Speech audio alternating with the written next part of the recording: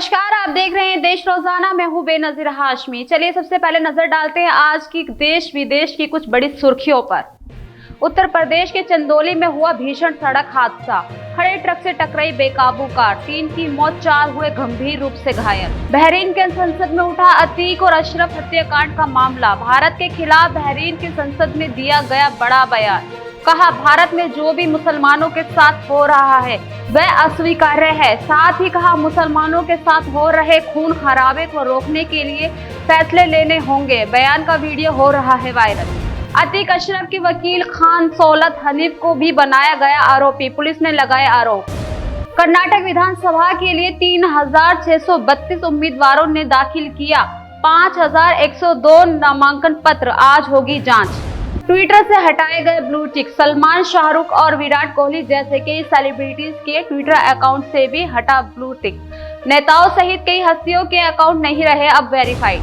दिल्ली के साकेत कोर्ट में हुई 4 राउंड फायरिंग, एक महिला हुई घायल महिला को एम्स ले जाया गया। वकील के रूप में आया था हमलावर। गृह मंत्री अमित शाह आज करेंगे कर्नाटक का दौरा। देवरहल्ली में होगा रोड शो। चुनाव की घोषणा करने के बाद शाह का ये है पहला दौरा। कांग्रेस नेत्री को कारण बताओ नोटिस हुआ जारी। अध्यक्ष श्रीनिवास बीवी पर लगाए हैं गंभीर आरोप। दिल्ली में सड़क किनारे कुर्सी पर बैठे राहुल गांधी। यूपीएससी और एसएससी परीक्षाओं की तैयारी कर रहे स्टूडेंट्स से की बातचीत। स्टूडेंट्स के अनुभवों के बारे में पूछा।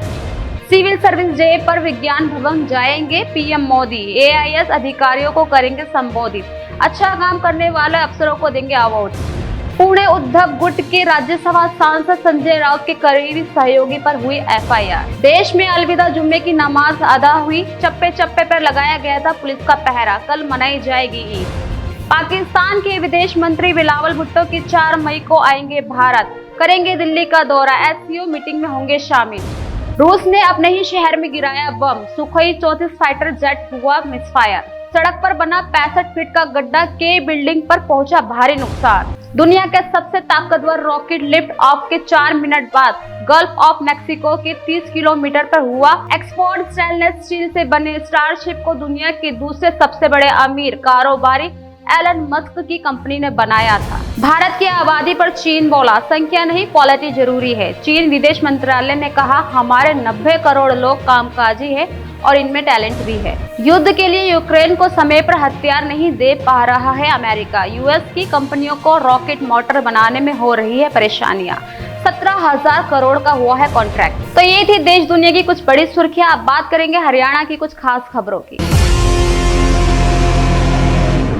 फरीदाबाद तिगाब के विधायक राजेश नागर ने तिगाब अनाज मंडी का दौरा किया। बता दें कि राजेश नागर ने मंडी में पहुंचकर व्यवस्था और वहां के आढ़तियों किसानों से मिलकर समस्याएं जानी। साथ ही विधायक ने किसानों को किसी भी तरह की कोई भी परेशानी ना आने देने की बात कही और कहा कि जो छोटी मोटी समस्याएं शुरुआती दिनों में आई थी अब उसका भी समाधान हो चुका है। जो किसानों ने रखी ज़्यादातर तो जो हमारे यहाँ के आड़ती हैं उनको कोई दिक्कत भी नहीं है, किसानों को भी कोई दिक्कत नहीं है।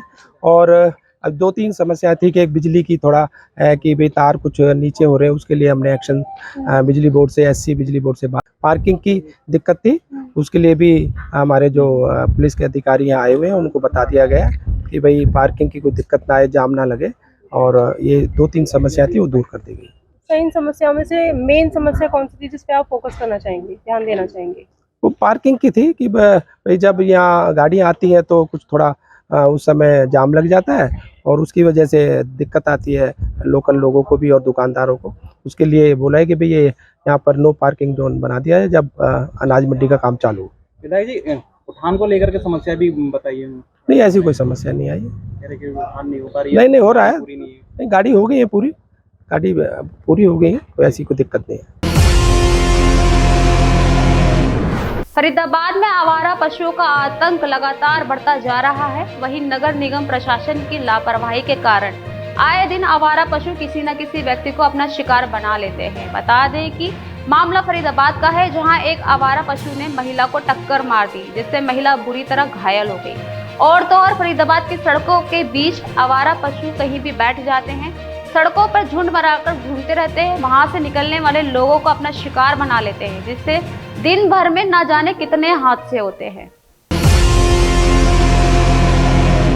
हरियाणा के सोनीपत से एक बड़ी खबर सामने आई है। बता दें कि गांव भटगांव में एक महिला ने अपने 2 बच्चों के साथ तालाब में छलांग लगा दी। वहीं ग्रामीणों ने कार्रवाई करते हुए महिला और एक बच्चे को सुरक्षित निकाल लिया, लेकिन तालाब में डूबने से एक बच्चे की दर्दनाक मौत हो गई। मासूम की उम्र 4 साल बताई गई है। प्रारंभिक सूचना के अनुसार गृह कलेश के चलते महिला ने ये कदम उठाया।